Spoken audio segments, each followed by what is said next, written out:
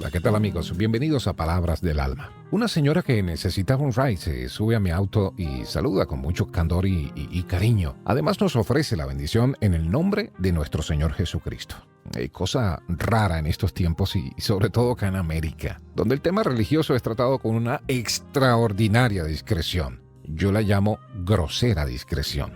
Bien, enseguida le contesté de igual manera con respeto y cariño, claro, pero haciéndole una odiosa comparación de la manera como la anterior rider, quien lucía mucho más joven, por cierto, había bajado del vehículo. Sí, de la misma manera como se subió, ella se bajó. Ni un saludo ni una palabra, eso a lo largo de 15 millas, y aparte con una actitud extraordinariamente irrespetuosa.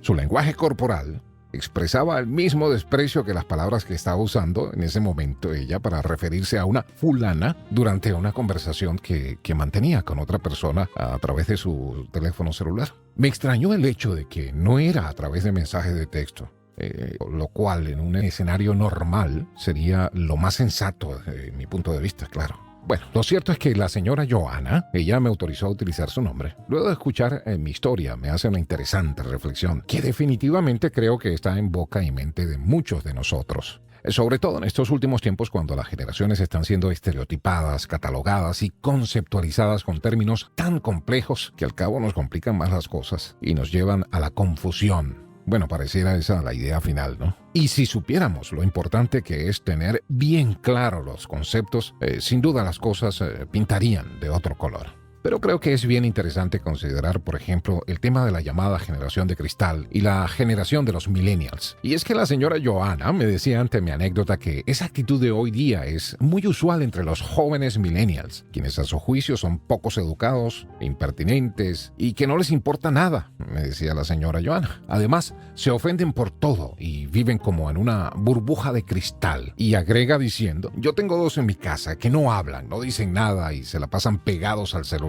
al YouTube y a esa otra cosa que hace videos. Me dicen que Dios no existe y que para qué voy al templo. Es más, me retan, me cuestionan diciéndome que ellos no han podido encontrar en internet una sola señal que les diga que Dios existe de verdad. Y caramba, eso me llamó la atención y sin intención de prejuzgar a nadie, por supuesto, me fui al internet y encontré esto. Los autores William Strauss y Neil Howe, expertos conocedores de los procesos sociales en Norteamérica. Ellos acuñaron el término millennials en 1987, cuando los niños nacidos en 1982 iniciaban la educación preescolar y los medios de comunicación identificaron por primera vez su posible vínculo con el inminente nuevo milenio como la clase que finalizaría la educación secundaria en el año 2000. La Oficina del Censo de los Estados Unidos define la generación milénica como la generación nacida entre 1982 y 2000. Se le atribuyen señales básicas a los millennials como que son especiales, protegidos, seguros de sí mismos, orientados al trabajo en equipo, convencionales, presionados y exitosos.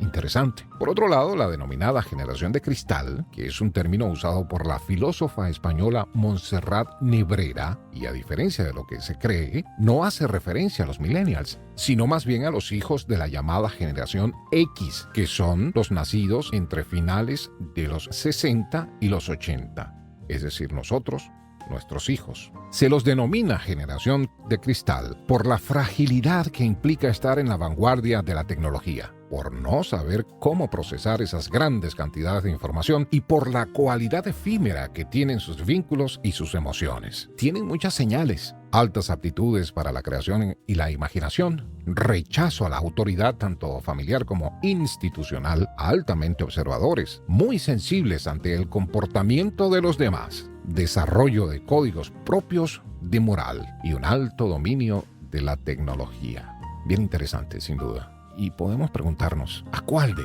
estas generaciones pertenecemos? Yo me hago esa misma pregunta y la reflexiono profundamente bajo la enseñanza muy dura, pero maravillosa que se nos da en el primer libro del Nuevo Testamento, que es el Evangelio de Mateo, cuando Jesús mismo nos dice: una generación malvada y adúltera demanda una señal, mas señal no le será dada, sino la señal de Jonás profeta. Porque como estuvo Jonás en el vientre de la ballena 3 días y 3 noches, así estará el Hijo del Hombre en el corazón de la tierra, 3 días y 3 noches. Los hombres de Nínive se levantarán en el juicio contra esta generación y la condenarán, porque ellos se arrepintieron ante la predicación de Jonás. Y he aquí alguien más grande que Jonás en este lugar. Paz y bien para todos.